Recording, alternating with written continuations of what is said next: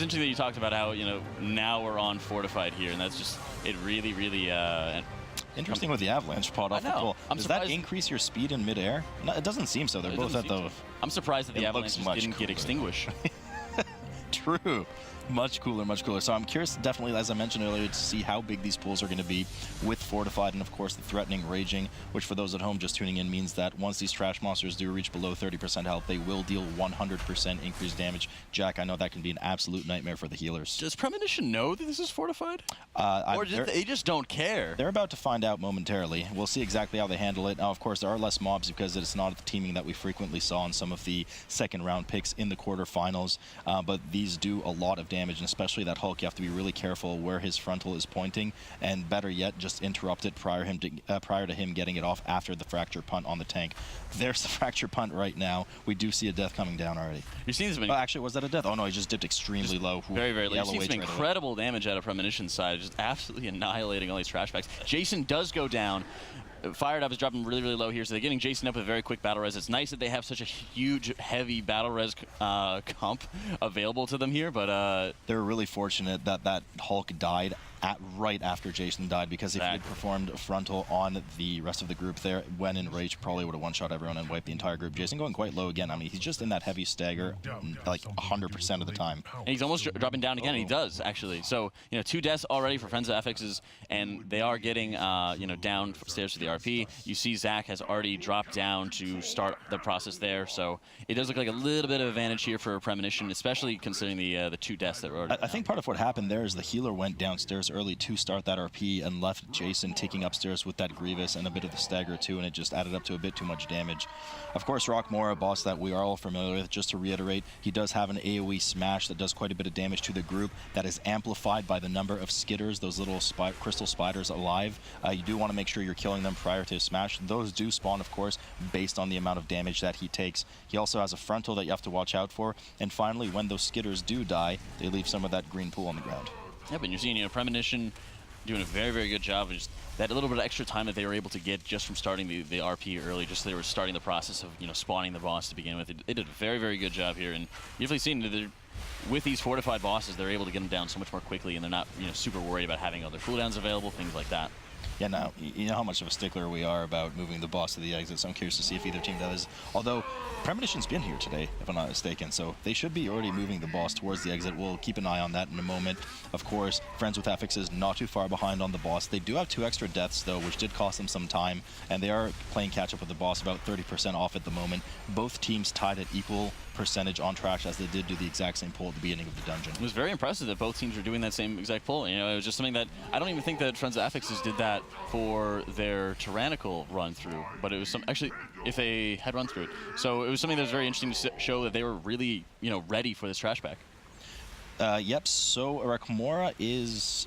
sorry, I was just distracted there a bit by the movement pattern, or lack there, up by Premonition, a bit hard with that angle, but they are actually moving it towards the exit, it does look like, as it is coming down, finishing it off with that 1%. Now they'll be moving over to the... Perfect, so they do move it to the entrance, that's what I was looking for. They will be moving over to their barrel ride down the river in a moment. Of course, Friends with Affixes desperately catching up. They're only at 15%, should kill it within a few seconds here, and head down the river themselves. I was a little bit worried as Premonition was going into the barrel ride to see if Zach would be able to top everybody off with those Grievuses that were still there and see if he would be able to handle it. But very good job making sure everyone stops, gets topped off, they don't have Grievous ticking away at them, and then moves on in the barrel ride. Rock solid, rock solid. Premonition, of course, starting downstairs with that huge open area. There's lots of different paths players can go on here and choose which trash they want to pull. By the looks of it, Premonition will be opting to skip most of this by hugging the right side of the wall and moving over and only pulling the trash that they select to pull. There's, of course, a drummer and a couple of other mobs at the start of this area that they opted to skip. Yep, and you're seeing E-Man getting the pull ready, jumping right on top of this drummer, and making sure they're getting the interrupt on him as quickly as possible, making sure they're getting the stun out. And of course, they are moving on to the Pelter packs here. So this is where I'm going to look at Zach, just being able to stay cool, stay frosty in this very, very scary moment. He does run into melee to make sure that he's going to be able to drop the glaives on him, drop in a little bit extra damage. He pops bubble, plants his feet and just starts casting. And this is what you really want to be able to see. Is you want to be able to see him, get into this position where he's instantly able to get people topped off. Malvos is, of course, running for his life, making sure that he's not going to get pelted too hard. And it's a very, very good pull here. So I do like what they're doing. They're playing a bit safer here. Of course, we do know that with these breakers and with the pelters themselves, if the breakers are not within melee range of the tank and the pelters are not within throwing range of the tank, they will actually chase the tank until they're within those respective ranges, until they do their abilities again, namely the avalanche and, of course, the disc throws from the pelters. So by the tank kiting them and the rest of the DPS slowing them and DPSing them, they are just useless, basically. Just target dummies until they get DPS down, playing it safe there, of course, with the raging. Yeah, but you're seeing Friends of Affixes doing a very, very similar pull here. Jason actually is dropping incredibly low. He's been in red stagger forever, and you're just having more of these rocks falling down. So I'm very, very worried here. And they're not really... Oh, he does go down. So again, they're having to cash in another battle res here. This is 3 deaths to 0 in favor of Premonition here. So, I mean, Jason still is not quite topped off. You still have a couple of these raging pelters that you have to be eliminating here. So he definitely keeps showing that Premonition's kind of grinding this out and is playing a better game so far. We don't know how dangerous these Shaper mobs are that we see on Premonition's screen here, marked with the skull. Marked with the skull for a good reason, and that is, of course, that their stone bolts just do so much damage. We have seen a few players killed by them in even tyrannical dungeons, so with the fortified, especially raging, it is important that these players have a very good rotation of interrupts on that Shaper. Otherwise, players can easily get one shot, especially if combined with another pulse of damage. Maybe they're taking a bit low from Grievous. This Hulk, of course, doing a ton of damage in the meantime, making sure that they interrupt or incapacitate him there so that he doesn't get his frontal magic damage on the tank after the fracture. You're seeing a very scary moment there where the Hulk had just knocked E-Man back and it was just dealing tons and tons of damage. So it was very good, on the group as a whole, making sure they're getting those little stuns off, disorients, and things like that to make sure that they're getting him interrupted when they can. I think they're going for a big pull here again by the looks of it. Hopefully they have ample CDs. There is a Hulk in the mix this time too. He's going to Hulk out in a moment. Of course, he's already started with that fracture pun, making sure they disorient him or stun him, whatever CC they need right away to make sure he doesn't get that frontal cone. Huge healing going up all over the place on Emangle, tons on Malvos and Star as well. You're seeing Zach walks into it, immediately hits Devotion Aura, so he's getting the most out of his healing there. Sis does go down, but the big priority here for Zach is just staying far enough back so he's not getting pelted all the time, and then keeping the tank topped off here. So he's dropping his Consecrate, he's getting whatever kind of little extra healing he can out whenever. This is going to be scary because the Hulk coming down, he does still have that frontal. They have to be careful where they're headed. He does get punted there a bit. You can kite all of those other mobs as you see E-Man doing. However, you have to be careful because the Hulk cannot be slowed. He will chase you at full speed, whereas things like the Breakers and Pelters will lag behind. So they should prioritize dealing with the Hulk first. There's one thing you're talking about, it looks a little bit sloppy, the Premonition right here is, kiting all of them back, but as opposed to Friends of the Affixes where they're actually just dying to these things and they have to, watch how well they're pulling these things. And they didn't even do like a full-on pull. They had just, as they're cleaning up a couple trash boxes, they were just having a couple deaths there. Yeah, that death margin just widening between the two teams, and it's going to cost them at the end of the dungeon. I mean, we saw how close it was last dungeon, so they have to be careful with this. At some point, they're going to have to consider safer pulls if they're just not successful pulling these bigger, riskier pulls.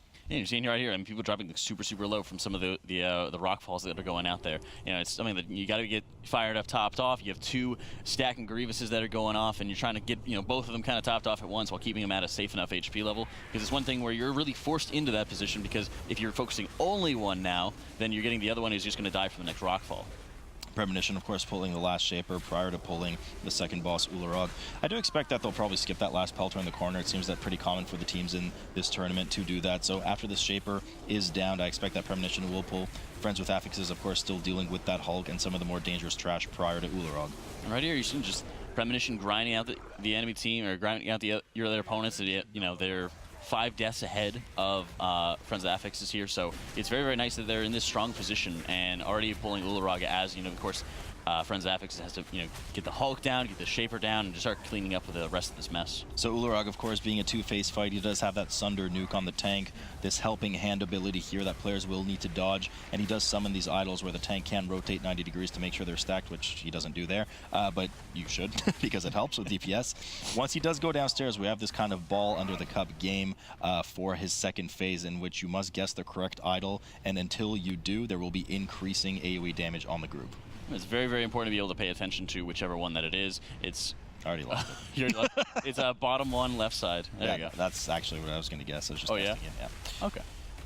So they will be destroying that idol momentarily, and because typically we've seen this this dungeon in this tournament a lot with Tyrannical. However, now that we're on Fortified, the boss does have substantially less health, so I will say it's it's going to be more common for groups to skip more of these phases because the boss has less health, so they should be able to, of course, kill him faster because of the lower health pool. I mean, we think we were seeing some teams that actually had to go to a third cup phase, if I'm not mistaken there. So, you know, it's definitely very nice that they don't have to worry about it and be speeding up their run and things like that, because even if it is fortified, you're really not seeing these teams slowing down that much and how big that they're pulling. Yeah, and they are kind of DPSing him pretty hard here, Premonition. I don't know if it's enough to prevent another down phase. I think they will have another cup phase there, another idle phase in a moment. Friends with Affixes, of course, just dealing with their first one here in the bottom right of the screen. Again, both groups quite close together, but Friends just ever so slightly behind, plus those 5 deaths.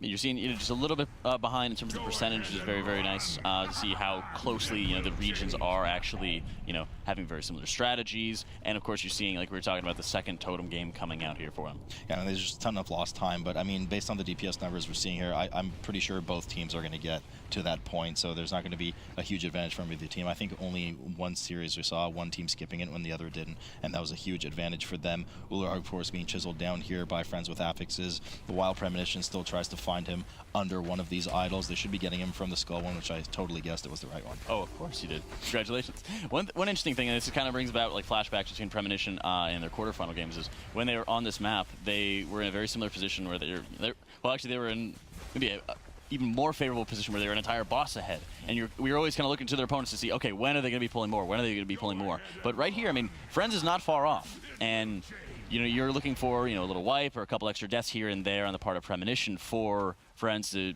catch up. But if Premonition keeps on playing as cleanly as they are throughout this fight, this instance as a whole, you have to look at how is Friends going to be taking additional risks here. For sure. So Premonition once again doing that nice movement to the exit with the boss, saving a couple crucial potential seconds, especially going into next weekend. They will be moving on to what is now a 3-pack, since we do not have teaming here. Should be very easily skippable, even without a rogue or sap or anything like that. They do opt to move over and pull the Ritualisks on the side, known as the Basilisks, more commonly by everybody else in the world except for Rich. They're also moving over to the trash prior to Naraxas, which is not the son of Naraxas, as some WoW lore nerds might have assumed. They will be pulling the entire room here, and just another typical huge pull on Premonition's side, while Ularogg is being chiseled down for the remaining percent here. You're seeing, like you're talking about, another typical pull. This is, regardless of whether it's fortified or not, you're seeing the very same pulls from E-Man coming out here, and so much damage going out. Zach and Topkack's dropping very, very low here. You're looking at Zach bubble. Yeah, did bubble, yep. To make sure he's staying himself topped off. And that's one thing that's always very nice to be able to lean on as a Holy Paladin, where, if you're seeing multiple targets taking heavy damage, you don't want to have to worry about yourself for a little bit, and you're expecting more damage to be going out. Pop bubble, start worrying about other people, and I was actually pretty surprised at how quickly the mobs went down right after he bubbled, so it might have been a little bit premature. So Premonition pulling those last 2 packs prior to the Naraxas. We see Friends with Affixes, of course, pulling those Basilisks on the side, and also now moving into the room full of Naraxas' trash. So once again, we just see that same kind of buffer that you said earlier, Jack, between Premonition and Friends with Affixes, about, a pack and a half to 2 packs behind, something like that. And here Friends is actually taking a very, very aggressive pull. They're taking some of the remnants of that early pull at the gateway there, and they're pulling it all in to the rest of the trash before Naraxas there. And that'll be the thing to look at, of how much time can they make up here, especially as the damage that the Boomkin, the double Boomkin are taking out, but now everything's raging, and now the tank is really, really running back. Yeah, it's time to kite. Oh, there's so much damage on the group too, which instantly progs Revis on everyone. Just a bit of AoE damage from some of those mobs. Luckily, they do manage to get them low enough that nothing too crazy happens. They manage to kill all of the trash, and they're on the doorstep of Premonition right now. They're both ready to pull Naraxas here. That was the pull that they needed to gain some more ground here. So now it'll be how much more quickly can they get this boss pulled, and how much more damage can they be contributing in getting Naraxas down at the same time or faster than Premonition. Yep, don't forget, bosses, of course, are not as dangerous as the previous versions of this dungeon that we've seen. There is no Tyrannical here. Of course, on this boss, it will still be equally important to kill these 2 Devouts that jump down to make sure that they are not eaten by the boss, and therefore not giving him a 50% damage buff.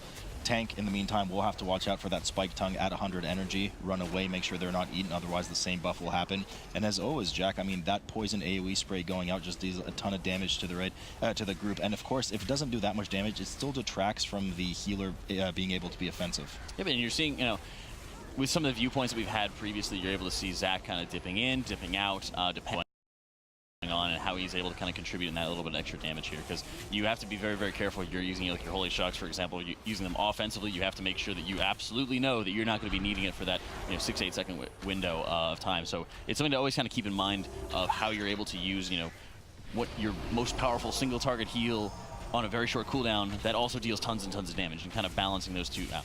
Of course, an E-Mangle there, barely getting away from that Spike Tongue right now, getting back in, making sure he's taunting the boss on the way back in, because the boss will re-melee and re-aggro once the Spike Tongue's done, hitting one of the innocent melee in the face. You got to make sure that you're helping your buddies out there. Friends, of course, kind of closing the gap a bit. I mean, not too much. You know, we're still seeing about a 15 to 20% differential between them at any given time. Naraxas, of course, reaching that soft enrage for Premonition, where she will deal, or he will deal, 20% increased damage. It will deal 20% increased damage. Yep, and you're seeing Zach, his cooldowns are just falling off here. And you see, again, he's just kind of dipping in when he's able to add a little bit of extra damage, but he's also making sure he's dropping any of the poisons and things like that outside. So it's a very good move, doing what you can really to have that, you know, proper positioning. And you're even seeing, you know, the tank and Sistara were standing on each other the whole time, maximizing their space. So now we're going down to perhaps some of the most notoriously dangerous trash in this dungeon, which are these Scorpion Riders, Scorpion guys downstairs.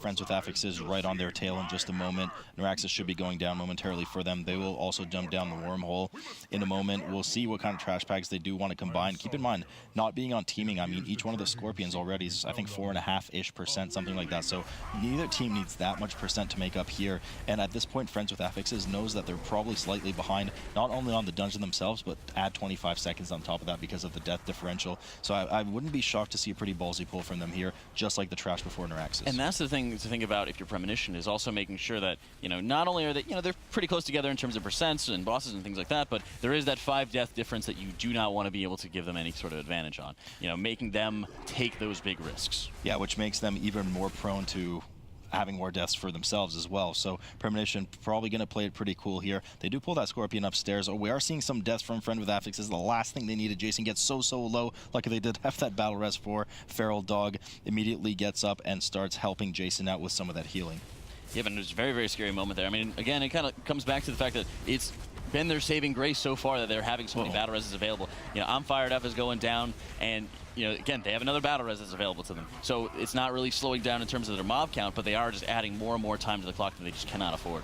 It's a dangerous lot of damage, these Scorpions, especially with them raging so low on Premonition already just because that Scorpion. Zach barely keeping up with that damage from the Scorpion, plus the Grievous stacking on top of it. I think we hit we did hit a couple 5 stacks there, so a lot of healing needed to be pumped out. You can see how cautious they're being here. They're CCing that Trapper prior to pulling the Scorpion. Don't want to deal with both of them at the same time. There's just way too much damage on the group if that happens. I actually liked how Zach was able to properly manage everybody's HP there. You know, it's something that you ideally do not want to be getting multiple 5 stacks going out, but if you're in the situation where you have people at high enough HP, even though they do have high stacks of Grievous, and you're contributing a lot of extra damage in the process, you know, they're not really pressed for time here, so at this point they need to make sure they play it very safe, but this is something to definitely consider as they're going to the global finals. The Premonition does do well there to CC both the Frenzy on the Scorpion and, of course, get as much hard CC on the mob as possible, sub 30%, because there's just so much inevitable damage on the group from that Scorpion. They're now working on that Trapper, making sure to DPS him down quickly,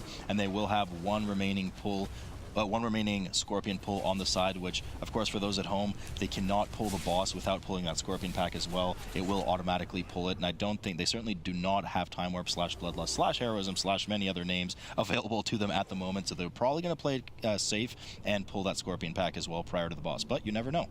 Yep, and it's just really important to look at, what are they doing? I guess Topkex is running away with the different trash mobs coming out and resetting them. I am dazed and confused. So it looks like to me that he pulled the mobs, the Scorpions and things like that, ran them away in got back in the combat, so they didn't have to worry about pulling them. Smart, yep. So they do, while they're resetting, they did pull the boss on the side. The mobs were already aggroed on the side. Once they dropped aggro with their only single aggro target, they did reset, come back, and they were fooled by the fact that in the meantime the group pulled the boss behind their backs. Very sneaky from Premonition.